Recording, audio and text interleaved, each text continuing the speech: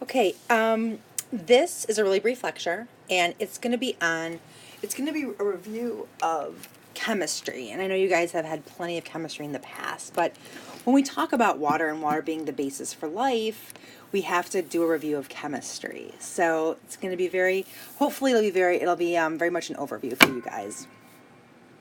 So, you know what this is? This is your periodic table of elements. It's a way for us to organize the elements based on their properties, based on their size, things like that. So you have up there in the right-hand corner, you've got the carbon section of the periodic table. Number up top is 6. Number of protons. The element symbol is C.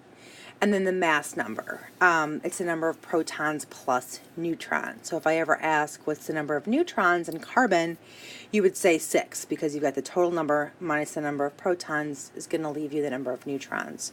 The reason why we really don't factor in electrons is because they're so tiny and their mass is negligible. It's tiny, tiny, tiny. So that's just how things are organized. Your atom is made up of the nucleus, which is the center, right? And you've got your protons and your neutrons in there. And then, of course, you've got your electrons that orbit the nucleus. Now, electrons don't really exist in these, like, beautiful orbits, right? They kind of bounce all over the place because they're the ones that give us the electrical energy. They're the ones that give us the energy that allow the atoms to bond with each other and with other elements to make compounds. But just for argument's sake, we really do like to keep things simple in this sort of like circular orbit looking diagrams. So now the valence electrons are the ones that are going to be on the outer shell, right? The ones that are going outward. So a valence electron just means it's an electron on the outside. So the reason why we care about electrons and why we're doing this review is that they're the really the only part of the atom that's directly involved in chemical activity. Protons and neutrons help with the mass. They help give the chemical or the element its properties, its physical properties. But when you're talking about chemical activity, it's all the electrons, because those are those negatively charged particles that bounce around the different orbitals. So we're going to just do a really quick review of ionic bonding, covalent bonding, and then we're going to talk about hydrogen bonding, right? So you've got an electron basically being transferred. So you've got, as you see in chlorine, there are 7 valence electrons. Sodium has 1. Sodium gives its 1 to chlorine, and that creates a charge, right? So you have chlorine is now negative, sodium is positive, and that energy is what keeps them together, is what keeps them bonded. Covalent bonding is a little different. It's a sharing of electrons. So, for example, you've got your hydrogens. They both have 1 electron in their valence shell. They need 2.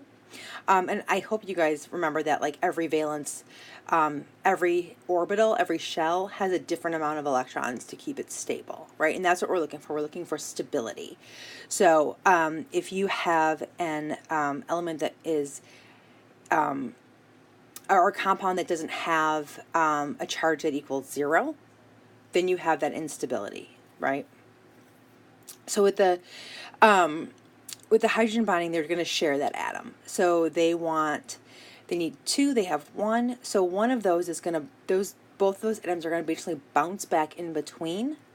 They share that electron, and it makes them feel kind of tricks the atom into thinking that it's stable.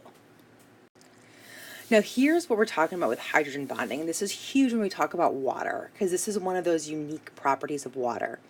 So you have what's called a polar molecule, right?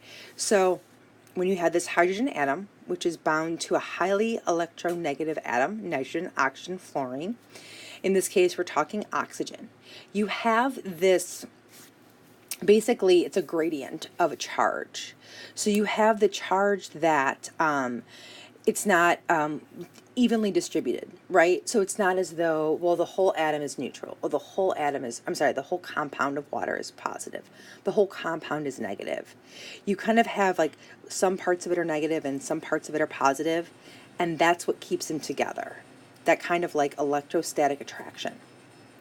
Hydrogen bonding is one of the most strongest bond, most strongest, it's one of the strongest bonds that we have in the natural world, and that is based on that electrostatic attraction.